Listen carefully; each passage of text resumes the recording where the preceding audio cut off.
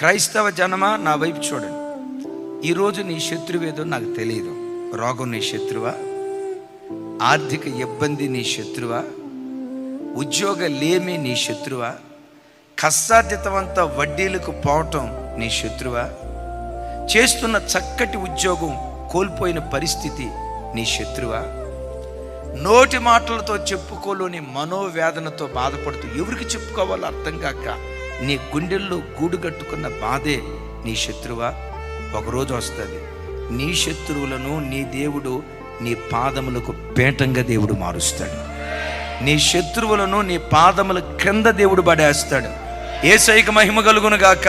వాక్యం వింటున్న బిడ్డలారా, నీ వ్యక్తిగత జీవితంలో ఏ శత్రువు చేతిలో నువ్వు చిక్కుబడినా నీవు ఆరాధించే నీ దేవుడు ఎవరో తెలుసా? ఒకవేళ ఈరోజు శత్రువు చెలరాగొచ్చు, వాడు గెలిచినట్లుగా కనపడవచ్చు, వాడి చేతిలో నువ్వు ఓడిపోయినట్లుగా అనిపించవచ్చు.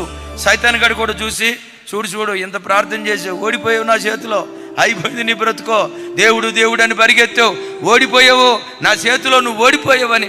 కొన్నిసార్లు వాడి చేతిలో ఓడిపోయినట్లుగా అనిపిస్తుంది నీ పరిస్థితి. ఏమి లేదు, నీ ప్రభు పాదాల దగ్గర కూర్చో, కనిపెట్టు, ఓపికతో కనిపెట్టు. శత్రువులను నీ పాదాల దగ్గర దేవుడు పడేస్తాడు. ఎక్కడ కూర్చోవాలి? టీవీ దగ్గర కాదు, సీరియల్ దగ్గర కాదు, బిగ్ బాస్ షో దగ్గర కాదు, జబర్దస్త్ షోల దగ్గర కాదు, సెల్ ఫోన్ దగ్గర కాదు. ప్రతి క్షణం యేసయ్య పాదాల దగ్గర కూర్చో. యేసయ్య పాదాల దగ్గర నువ్వు కూర్చుంటే నీ ప్రతి సమస్య నీ పాదపీఠంగా దేవుడు మారుస్తాడు. ప్రతి సమస్య నీ కాళ్ళ దగ్గర సాగిలపడేటట్లుగా దేవుడు చేస్తాడు.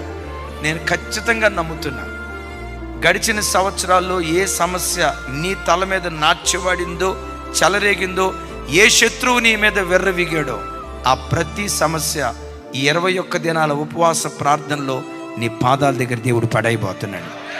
నిశ్చయంగా ఈ స్థలంలో నువ్వు సాక్ష్యం చెప్పేటట్లుగా తన మహిమ కొరకు దేవుడు కార్యం చేయునుగాక.